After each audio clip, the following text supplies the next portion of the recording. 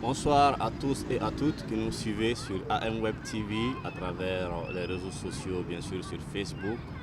notre page AM Web TV et Agence Mandé et sur notre chaîne YouTube. Bienvenue dans votre émission Espace Mali. Espace Mali, Jamukam Konana, Ani Anga Jamana Makalaniou, Mahakli Dulu Charniou. Name Sigiga Kuma Ka Masala Anga Jamana Tabuluka. Mɔgɔw minnu bɛ na ka na masala ni anw ye o ye maaw ye minnu lakodɔnnen don wa minnu kɛlen don ka dɔnniya kɛ u ka domaine na u bɛ na k'u da don u ka domaine tagabolo la an ka jamana kɔnɔ domaine yɛrɛ tagabolo bɛ cogo min na a tagaɲɛ bɛ cogo min na jamana bɛ ka a labaara cogo min na ani a bɛ ka contribuer jamana taaɲɛ la cogo min na u bɛ na ka n'u da don o la k'u fɛsɛfɛsɛ k'a di ne ni aw ma walasa bɛɛ ka se k'i ka hakilinata sɔrɔ a la ka faamuyali sɔrɔ a la an bɛ fili min kɔnɔ ka bɔ fili kɔnɔ hakilina min b'an na sɔrɔ o tɛ sababa ye ka an kisi ka an tanga o ma o kosɔn n b'a fɔ aw ye bi encore une fois installez-vous bien pour une nouvelle émission ou du moins un nouveau numéro de votre émission Espace Mali. Bienvenue. Bi maa min b'an bolo ale tɛ maa dogolenba ye sabula maa min don politikimaa don n'i kɛra politikimaa ye jamana in kɔnɔ i tɛ maa dogolen ye bilen. Bi an bɛna an da don fɛn min na ka a masala ka walawala ka di maliyɛnw ma ka di farafinna bɛɛ lajɛlen ma ani maliyɛn bɛ k'an su diɲɛ yɔrɔ o yɔrɔ Mali kɔnɔ ani Mali kɔ kan ka se k'a faamuya o de ye an ka jamana bi politiki tɔnw ni a bɛ fɔ o ma ko la classe politique olu ka lahalaya bɛ cogo min na bi ani o jɔyɔrɔ ye min ye bi jamana bɛ lahala min na jamana yɛrɛ bɔli la dingɛ kɔnɔ ani jamana taaɲɛ la an bɛna da bɛna se o de ma o maa min b'an bolo a bɛ fɔ cogo min na mɛn dan ye mɛn tigila ye mɔgɔ ka fisa i yɛrɛ de da k'i yɛrɛ ɲɛfɔ o la ni min fɔra fili t'o de la o de ye sababa ye n balimakɛ i la Malwa. Aba kɔni baasi tɛ yen Tɔɔrɔ se. alhamdulilayi Aba. i bisimila an ka kɛnɛ kan N'Ala sɔnna ma. i bɛ se k'i yɛrɛ ɲɛfɔ lajɛlikɛ jama ye dɔɔni. Bon, ne tɔgɔ ye Musa Bagayogo. An ka parti min bɛ yen ko parti yɛlɛma. Ne y'o secrétaire général adjoint ye donc bureau ba la. Communicatif fana na n ye a premier vice président ye. N ye conseiller parti tɔgɔ la. N ye n ka deuxième mandat ye communicatif mairie la. Donc mairie min bɛ Lafiyabugu Bugudani na. N ye o chef d'état civil ye n'a bɛ f'o ma ko maire délégué. Awɔ. Ayiwa monsieur Bagayogo a y'a yɛrɛ ɲɛfɔ dɔɔni maa min tun t'a dɔn walima maa min tun b'a yelen dɔn i n'a dɔn ko kura ka tɛmɛ kɔrɔlen kan. Monsieur Bagayogo, aujourd'hui on va débattre d'un thème je vais dire d'une importance vraiment capitale parce que yɔrɔnin dɔ bɛ yen sisan a bɛ ka segu mɔgɔw kunkolo la faamuyali tɛ ka kɛ ko caman na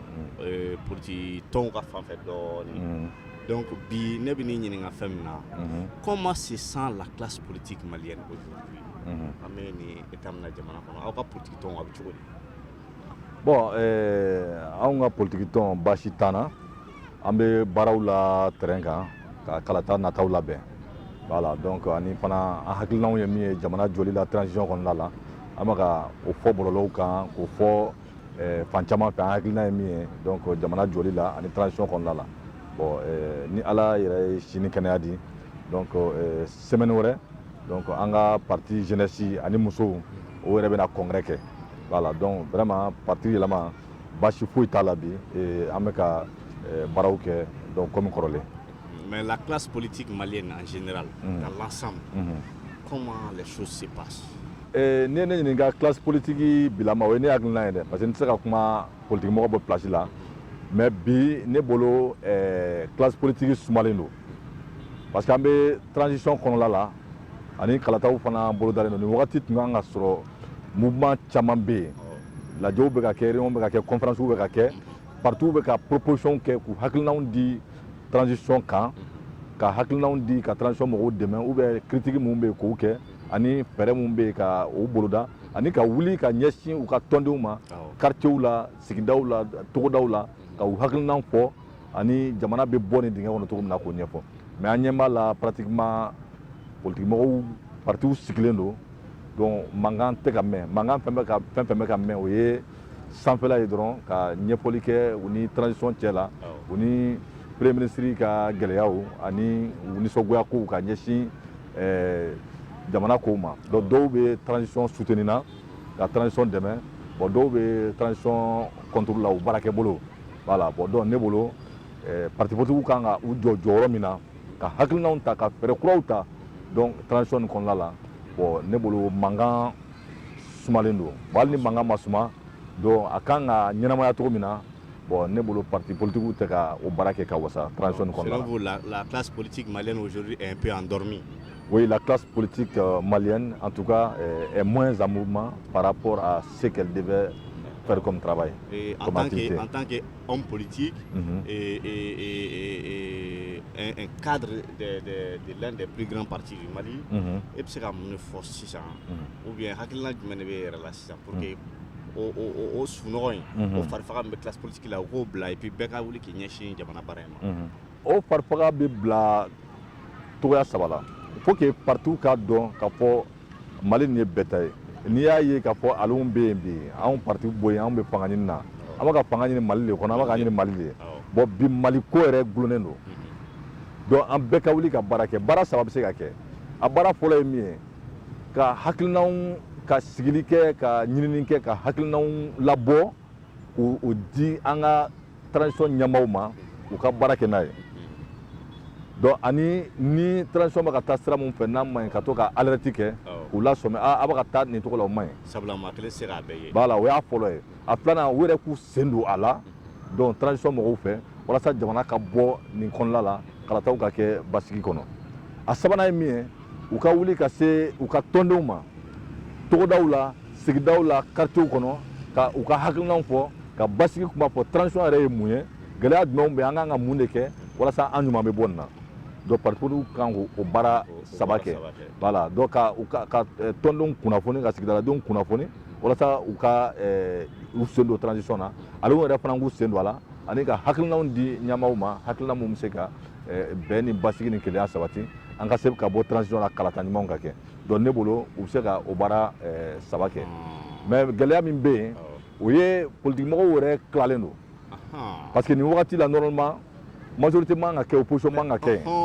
transition wagati kan ka kɛ bɛn de ye parce que mɔgɔ mun bɛ transition ɲɛmɔgɔ la maliden si m'u sigi donc ni malidenw ma si sigi an bɛn'a kan de ka dɔw ta k'u kɛ an ka ɲɛmɔgɔw ye nin waati kɛrɛnkɛrɛnnen kɔnɔna la bon donc o la mɔgɔ man ka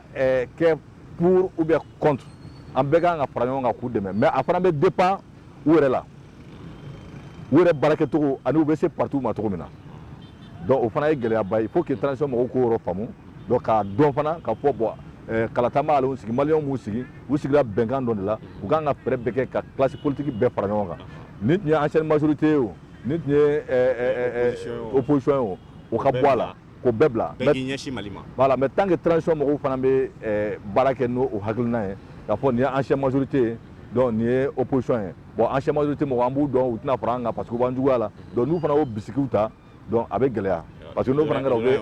voilà il y aura un blocage parce que n'o kɛra l'ancienne majorité aussi donc va ils vont s'abstenir voilà ils vont s'abstenir ils vont se radicaliser voilà bon donc ne bɛ ka min jateminɛ bi ne bɛ k'o de jateminɛ quoi. Sisan Bagayogo i ka kuma in na i y'a fɔ ko yɔrɔ saba bɛ yen yɔrɔ fɔlɔ ye min ye parti ɲɛmɔgɔw u ka farafarali dabila an bɛɛ ka jɛ k'an bolo di ɲɔgɔn ma ka baara kɛ filanan u yɛrɛ dɔrɔn tɛ dɛ u k'u ka partisans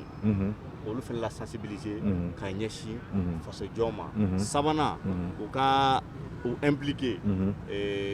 transition an bɛ période min kɔnɔ o période in sortie la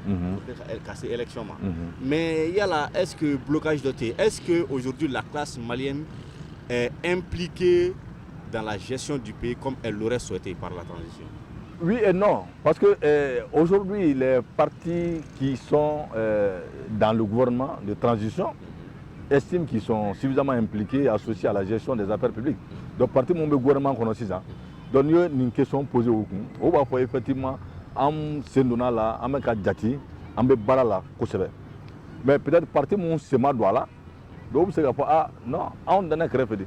Parce que avec aura mon soro, premier ministre yani gouvernement gasi, a wula kasé parti chamama, majorité koro mogo là. Donc il y a la route d'ama kapo au de gouvernement là. Donc il barake, donc passe au colo. Oh mais ku balamina dron donc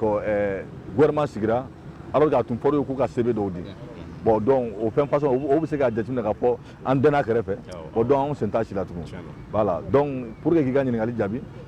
parti dɔw bolo bi u sen donna la mais dɔw bolo olu ma sen dɔw bolo u ma sen don a la et u dɛnna kɛrɛfɛ. Ah, mais est-ce que au yɔrɔnin fɛnɛ na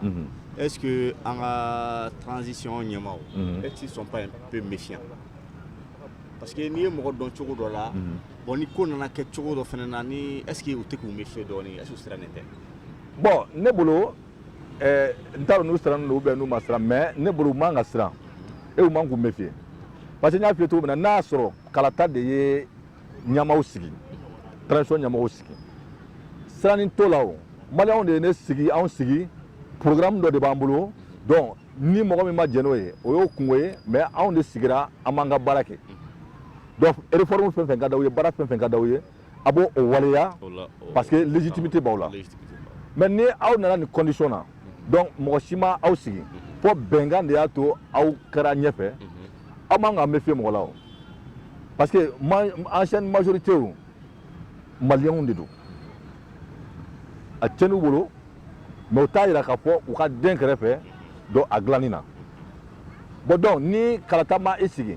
fo bɛnkan de ye an sigi jamana bɛ cogo min na sisan donc an ka fara ɲɔgɔn kan an ka jamana bɔ nin kɔnɔna la bon ni e nana ka dɔ den kɛrɛfɛ ko parce que k'o ye ancienne majorité o fana tɛ sɔn dɛ parce que jamana tɛ ta ye. parce que ale b'a fɔ k'ale exclura. a b'a fɔ k'a exclura a fana tɛ sɔn a don a kana sɔn fana parce que jamana tɛ e ta ye e min ye transition ɲɛmɔgɔ ye bi e min ye transition gouvernement ɲɛmɔgɔ ye jamana tɛ ta ye e se ka karisa sen don jamana baara la ka karisa sen bɔ a la non o tɛ se ka kɛ o.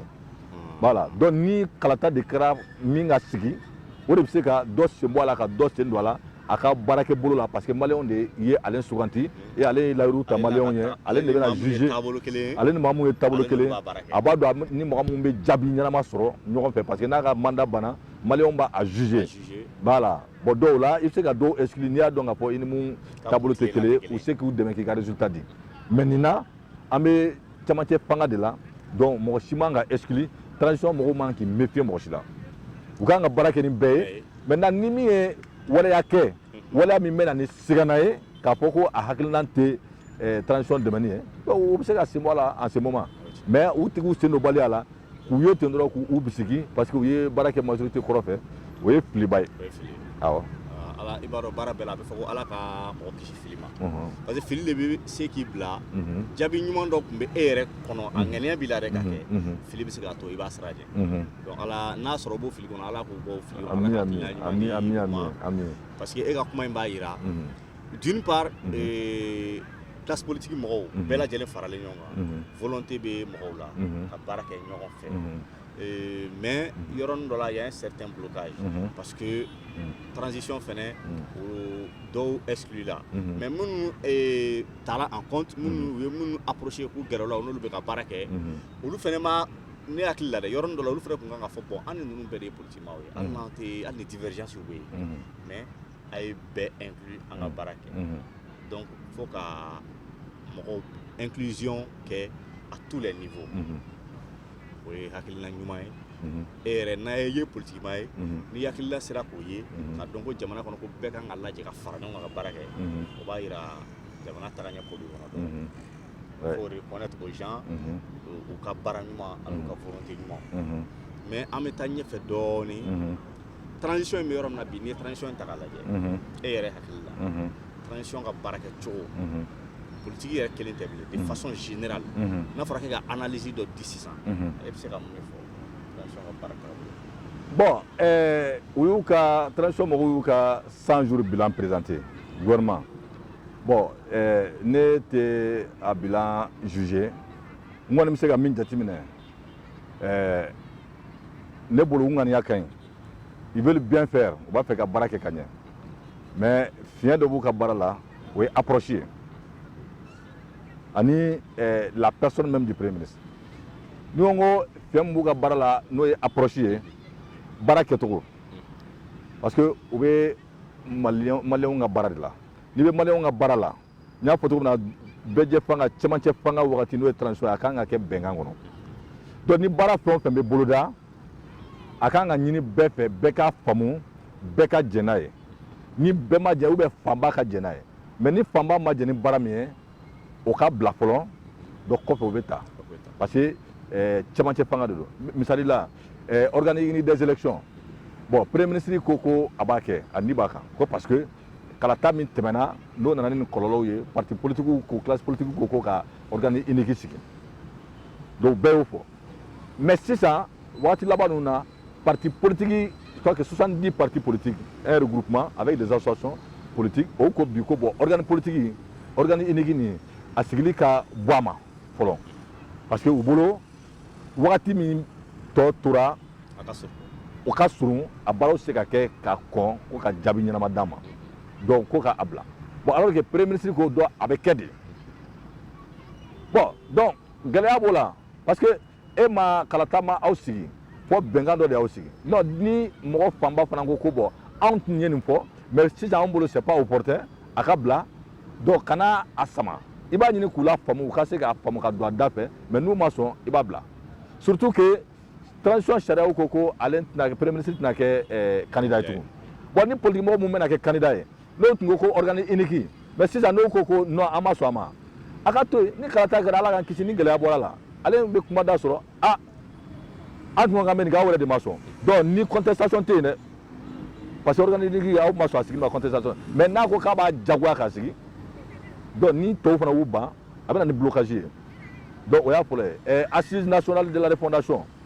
o fana bɛna kɛ donc parti caman bannen don k'a fɔ sigika kuma joli joli kɛra Mali la il y a eu le DENI le dialogue national inclusif ani cadre de concertation wɛrɛw kɛra ko Mali problème bɛɛ recensé a bɛɛ dɔnna a solution bɛɛ dɔnna a tɛ u ka appliquer bon ko ka taa lasigi wɛrɛ kɛ miliyari caman ka ta ka don o la o ka bɔ n'o jaabi kelen o ko nafa jumɛn b'o la bon donc mais premier ministre ko a bɛnna mɔgɔ ma ale b'a kɛ a ma bɛn mɔgɔ ma ale b'a kɛ donc ne bolo u ka approche bɛnna mɔgɔ ma b'a kɛ a ma bɛn mɔgɔ ma b'a kɛ oui a kuma ka gɛlɛn voilà donc o la u ka approche ne bolo u kana a kɛ ni forcing ye quoi donc ni min diyara an ye min b'a an ni ka nin waati an k'o kɛ hali ni tɔ ninnu ma sɔn parce que o ye ancienne majorité mɔgɔw ye tant que u b'o bisigiliw la ni ancienne majorité mɔgɔw y'u ban bi donc jamana bɛ bloqué dɛ donc u k'u ka approche yɛlɛma u ka u sɔn nɔgɔya ka mɔgɔw nɛgɛ u kana kɛ dɔrɔn fɛn fɛn bannen don u bɛɛ ye faso jugu ye parce que gɛlɛya dɔ b'an ka jamana nin kɔnɔ o ye min ye n'i bɛ fanga la don min na i bɛ mɔgɔw de la na mɔgɔ mun tɛ se ka fɛn bɔ i ta la les béné oui oui mun b'a fɔ a bɛɛ ka ɲi o de ye gɛlɛya ye o de kosɔn Nelson Mandela digira k'a fɔ a kɛtɔ ka fanga bila min bilara nɔ la a ko bon mɔgɔw ta gouvernement na mɔgɔ mun b'i contester i bɛ min fɔ waati la n'u b'a fɔ ko an ma sɔn nin ma ni bɛɛ bɛ to k'a fɔ e ma a bɛɛ ka ɲi a bɛɛ ka ɲi voilà donc n'u ko ko an ma sɔn nin ma i b'o ɲininka aw b'a sɔn nin ma mun na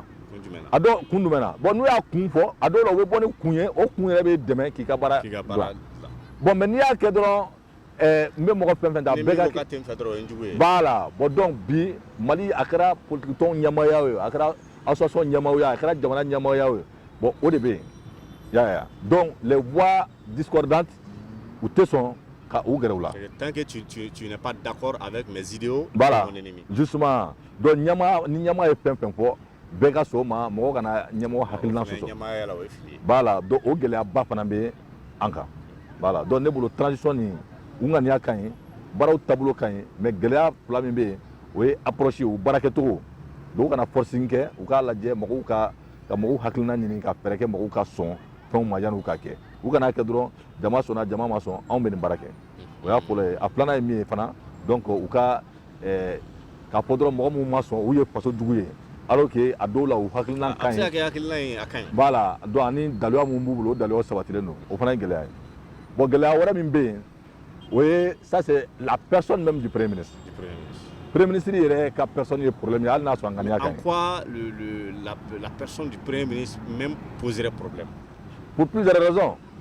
d'abord on parle de refondation Mali nouveau donc si on parle de refondation et de rupture c'est contre un système oui. Donc c'est contre le système qui a été renversé. Bon donc caman bolo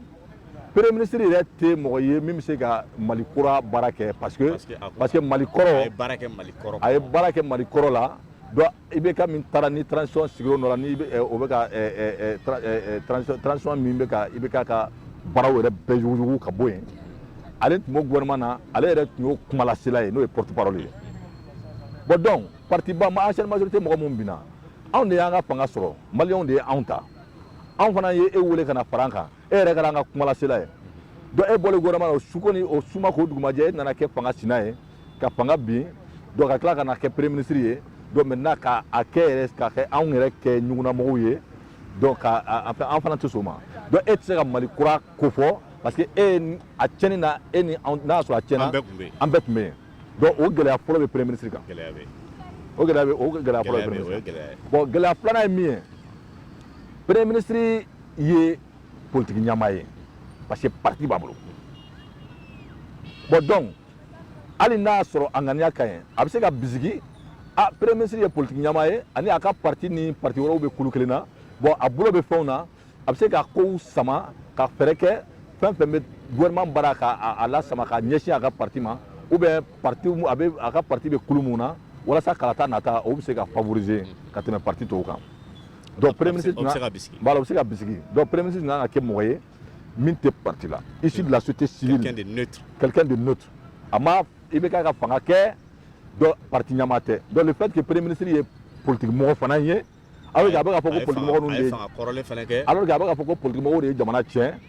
donc ko ka to sɔrɔsiw bolo ko politique mɔgɔw de ye jamana tiɲɛ bon donc alors que premier ministre yɛrɛ ye politique mɔgɔ ye parti ɲɛmaa don donc caman fana bolo donc ale tɛ se ka réforme kɛ refondation kɛ parce que parti ɲɛmaa don bon donc gɛlɛya sabanan ye min ye ka ɲɛsin premier ministre yɛrɛ ma o ye le fait que il est partisan c'est-à-dire que a y'a ka camp choisi coup d'état bɛ kɛ wagati min na ancienne majorité ani opposition M5 tun ye opposition ye bon donc fan dɔ sera dɔ la voilà ale tun bɛ M5 la donc fan dɔ sera dɔ la donc fan min sera o mɔgɔ de kɛra premier ministre ye a tun kan ka kɛ ni transition ko don mɔgɔ min da tɛ ni fan fila si la donc transition nana mɔgɔ si ma perdu mɔgɔ si ma gagné Mali de gagnera donc mɔgɔ min tun tɛ ni fan fila si la o ka ta donc n'o kɛra ancienne majorité tun bɛ da o la bisigili tɛ kɛ donc M5 n'o ye opposition ye o tun bɛ da o la bisigili tɛ kɛ voilà donc n'i y'a ye n y'a fɔ n ko gɛlɛya saba min bɛ premier ministre kan premier ministre yɛrɛ kama donc nin gɛlɛya saba de bɛ yen qui sont liés ces trois difficultés là sont liées à la personne même du premier ministre voilà. An b'a ŋaniya k'a fɔ ko an lajɛlikɛbagaw ils sont en train de comprendre ces explications là de monsieur Bagayogo parce que ne yɛrɛ kɔni ne bɛ ka faamuyali sɔrɔ a la parce que kumaw fɔlen don ka jɛya ka ɲɛ c'est clair précis et concis i b'a dɔn min bɛ ka fɔ a laɲini ye min ye hakilila min b'a kɔfɛ o de ka ɲi kuma la halisa ka i yɛrɛ fo k'i waleɲuman dɔn ni hakilila ɲuman ninnu partageli la ni faamuyaliko ɲuman ninnu partageli la ni anw ka AM Web TV web spectateurs ye mɔgɔ minnu b'an suit abonné an na k'an ka page aimer ka partager k'u ka crédit ta u kun wari la ka forfait ta ka tila k'i connecter k'an suit olu mɔgɔ ninnu kan ka fo nka bi e yɛrɛ fana kan ka fo parce que e de bɛ ka fɛn fɔ olu ye peut-être caman tun bɛ yen fɛn min tun bɛ dibi la olu bolo monsieur Bagayogo i ye politique maa ye halisa an bɛ taa ɲɛfɛ an ka jamana kɔnɔ sisan e yɛrɛ ye politique maa ye jamana kɛra cogo min na fo kana se fanga dafiri ni ko wɛrɛw ma a bɛɛ kɛra i ɲɛna wa i da tun bɛ politique la i b'a fɛn caman kalama mɔgɔ an tɔw tɛ min kalama mais n'i ye yɛrɛ ɲininka bibi in na ni ala y'a kɛ ni élection sera ka sabati ka fɔ ko élection kɛra ko mɔgɔ gagnera mɔgɔ min bɛna sigi taabolo kura jumɛn de kan ka ta Mali politique ko la walasa an kana segin ni dingɛ ɲɔgɔnna wɛrɛ kɔnɔ e hakili ok donc taabolo kura min kan ka ta ne bolo o bɛ dépend min bɛna sigi o sigicogo la parce que souvent ne bɛ n yɛrɛ ɲininka n ko est ce que maliyɛnw ye Mali bɛ dingɛ min kɔnɔ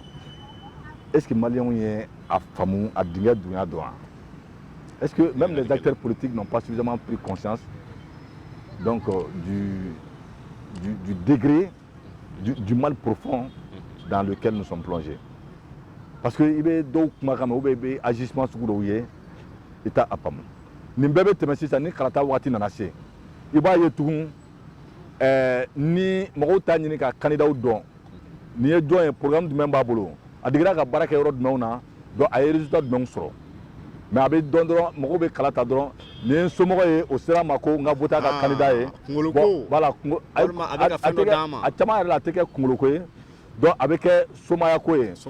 donc ne bɛ se dɔ ma bon anw ka parti ye candidat bɔ dɛ i tɛ voter a ye o tigi bɛ voter ne kama mais candidat ye jɔn ye u t'a ɲini k'o dɔn mɔgɔ sɛbɛnna ma mɔgɔ sɛbɛnna tɛ donc kama ka dabila politique la donc président suganti la a ka kɛ a tigi yɛrɛ dɔnniya jumɛn b'a la donc hɔrɔnya ni danbe jumɛn b'a la a digira ka mun baaraw kɛ ladiriya jumɛn b'a la donc est-ce que ko digira ka yan nɔ la o kan ka sɛgɛsɛgɛ a filanan ye min ye muso association jeunes ka association hali an ka misiriw donc k'a kɛ ni candidat min nana ka misiri gɛlɛya dɔ fɔ an ka misiri morgue tiɲɛnen don bon o y'o dilan dɔrɔn donc ka misiri maa bɛ wuli ka jɔ a ye voté karisa ye k'a sɔrɔ a t'a dɔn mɔgɔ min don bon donc tant que sugantili kɛcogo ma ɲɛ a ka gɛlɛn ɲɛmɔgɔ ɲɛnama ka sɔrɔ bon tant que ni ɲɛmɔgɔ ɲɛnama ma sɔrɔ donc an bɛ ka taaɲɛ min ɲini yɛlɛma min ɲini o sɔrɔ man di donc le Mali aujourd'hui n'a pas besoin de Messi il n'y aura pas de Messi k'a fɔ ko dɔ bɛ poyi ka na min bɛna Mali kisi o tɛ dɛ voilà donc fɔ maliyɛnw yɛrɛ de ka conscience sɔrɔ ka mɔgɔ ta woloma mɔgɔ kan ka ta cogo min na ka an ka choix kɛcogo yɛlɛma k'an ka choix kɛcogo yɛlɛma et ni président min sigira a ka dɔn k'a fɔ ale ka nafolo ma sigi a ka parti poids ma sigi maliyɛnw ye danaya d'a kan k'a sigi o y'a fɔlɔ ye a filanan ye min ye ni ye se kɛ ne ye an ka bɔ mandat impératif yɛrɛ la mandat représentatif yɛrɛ la ka kɛ mandat impératif ye parce que Mali la ni m'o ɲɛfɔ an ye anw t'o dɔn dɛ voilà mandat représentatif f'an ka bɔ la ka kɛ mandat impératif ye mandat représentatif ye mun ye i maire i député i président n'i sigira i bɛ mandat ban san 5 don bon donc i ka layiru timɛ o i b'i ka san 5 dafa i m'a timɛ o i bɛ san 5 dafa hali ni ye layiru 100 ta population ye ni i ma a bɔ population se k'i bɔ i nɔ la mais n'a kɛra sisan n'i ye layiru fɛn fɛn ta ou bien i ka programme san 2 ni san 5 don san 2 a ka évaluer i tun ye layiru mun ta kɛnɛya sira fɛ lakana sira fɛ donc kalanko sira fɛ donc a bɛ niveau jumɛn na donc ni a ma boli kɛ donc élection anticipée ka organiser ou bien système dɔ ka bila sen kan donc i ka bɔ yen parce que tant k'o tɛ e kɔni b'a bila i kun la ko san 5 don donc a caman na fanga bɛ caman na ɲinɛ parce que u hakili sigilen don n ye baara kɛ n ma baara kɛ donc n bɛna n ka san 5 dafa a dɔw maintenant ni a dɔw la ni san 5 tɔ tora san 1 u bɛ baaranin dɔw kɛ des actions tape à l'œil ka sira dɔw dilan ka pont dɔw dilan ka fɛn dɔw kɛ dɔrɔn o b'a sɔrɔ mandat tɔ tora san 1 dɔw k'a yira mɔgɔw la k'a fɔ ko baara caman kun bɔlen don donc il faut que deuxième mandat ka d'u ma u ka a kun na ban voilà justement c'est ça voilà donc o ye mandat impératif ko problème ye par exemple Afrique du Sud u y'a kɛ donc président commencera ka déraper dɔrɔn donc a ka parti yɛrɛ y'a jigin ka bɔ yen donc k'a kɛ dɔrɔn ni i votera i gagnera i bɛ yen nka i ye programme di n'i y'a kɛ a tɛ ka kɛ ka ɲa a dɔnna k'a fɔ i ka programme i tɛna se k'a atteindre donc k'i bɔ yen ka élection kura kɛ Afrique du Sud u y'a kɛ an t'an sigi bilen k'i kɔnɔ f'i k'i ka san 5 dafa non n'a ma ɲɛ dɔrɔn ni hakilina ɲuman ye fo ka nin kan ka kɛ Mali kɔnɔ yan nin kan ka kɛ Mali kɔnɔ yan ni kɛli ka kan sabula ni maaw hakilina tigɛlen don o de b'u bila ka fɛn caman kɛ mais n'a b'u kun na même après une année ou bien 2 années alors que 5 ans de bɛ n bolo ni n ka baara ma ɲi dɔrɔn n bɛ se ka bɔ yen c'est clair a ka ca la caman b'a kɛ ka ɲɛ dɛ c'est clair walasa n ka n ka san 5 dafa halisa ala ka hakilina ɲuman di an ami bɛɛ lajɛlen ma ami bagayogo an ka jamukan n'o ye espace Mali ye a bɛ ɲini ka se a kuncɛyɔrɔ la i yɛrɛ i ka politiki yecogo la i ka jamana yecogo la i yɛrɛ ka constat la kumakan laban jumɛn b'i bolo ka lase jamana marabagaw ani jamana denw ani jamana politikimaaw ma walasa an bɛɛ ka se k'an bolo di ɲɔgɔn ma ka jamana in bɔ nɔgɔ la kumakan laban fila bɛ n bolo a fɔlɔ ye min ye gɛlɛyaba bɛ Faransi ni Mali cɛ sisan donc dɔw bolo Faransi jo b'a la dɔw bolo premier ministre jo b'a la kumaw fɔra cogo min na donc ne b'a fɛ jamana bɛ cogo min na bi donc jo ni jalaki ka bɔ a la an ka dugumakɛlaw dabila an bɛɛ ka fara an ka ɲɛmɔgɔw kan bi donc u ni an dɛmɛbagajɛkulu bɛɛ bɛ se ka bɛn cogo min na donc walasa Mali bɛ bɔ nin dingɛ kɔnɔ donc ka bɛɛ ladi premier ministre jo b'a la jo t'a la Faransi jo b'a la Faransi jo t'a la an k'o sama-samali dabila an ka fɛɛrɛ kɛ Mali n'a dɛmɛbagajɛkulu bɛɛ y compris la France an bɛ se k'an tɛgɛ di ɲɔgɔn ma cogo di donc walasa basigi bɛ na Mali la donc an b'o ɲini donc n bɛ yɔrɔ wɛrɛ min fɔ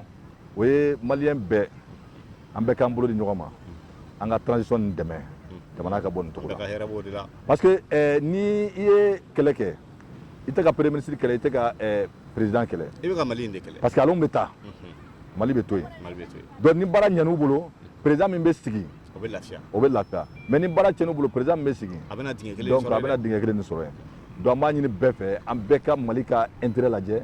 an bɛɛ ka baara kɛ ni Mali ka intérêt ye walasa jamana bɛ bɔ tan. doit passer avant tout. Le Mali doit passer avant tout. Donc ça c'est vraiment le message. Ani an ka bila an kunkolo la an mun bɛ Bamako yan ani Mali fan tɔw la ka dɔn ko jamana bɛ kɛlɛ la jamana bɛ crise la parce que souvent ne dabali bɛ ban c'est à dire an bɛ fête mun ni jɔyɔrɔko kɛlɛ mun na Bamako yan k'a sɔrɔ don o don maliyɛn dɔw bɛ ka faga. Maliyɛn dɔw bɛ ka sa. Donc il y a des milliers d'enfants u tɛ ka se ka taa école la école datugulen don san joli joli mais Bamako yan ani fan caman fɛ an yɛrɛ bɛ bɛnja la an yɛrɛ t'a dɔn place ko kɛlɛ ni fɛnw an yɛrɛ t'a dɔn ko bɛ ka wuli jamana kɔnɔ donc vraiment ne tun b'a fɛ ka ɲini maliyɛn bɛɛ fɛ an ka dépenses kɛcogo an kumacogo an ka waleyaw kɛcogo an ka comportement a ka dɔn parce que ɲumanya donc o ka sinsin donc walasa jamana ka bɔ nin degun kɔnɔna la. Ainsi, notre émission Espace Mali, ce numéro avec Monsieur Moussa Bakayoko, homme politique, leader des partis politiques, arrive à son terme. Ama ngelen ka foko bi an sigila ka masala min kan n'o de kun ye an ka jamana politique ko a taabolo bɛ cogo min na a lahala bɛ cogo min na an b'a ŋɛnɛ k'a fɔ ko an lajɛlikɛbaga bɛɛ lajɛlen sababa sɔrɔ a ka ɲɛfɔli la sabula Bagayogo a ka kuma ninnu kun jɛlen don u tilenlen don maa o maa a ma se diyagoya i ka kɛ politikimaa ye i ka daga don jamana ko la k'a fɔ i ka ninnu faamuya ainsi nous vous remercions encore une fois de votre fidélité. On vous demande d'aimer, de partager nos publications, de vous abonner à nos pages sur Facebook et YouTube, AM Web TV et Agence Mandé. Nous vous donnons rendez-vous sur ce même plateau dans un autre numéro avec un autre leader, une autre personnalité. Alisa Ayaw Solentoana, en refoye, Mamoun Bambulo, Maoredo, hakili be mun na famiyali be mun na wa be mun fɔ a be famiya ni Ala sɔnna aw kan bɛn ni kɛnɛ kelen kan a jamukan ɲɔgɔnna wɛrɛ la ni maa wɛrɛ ye aw kan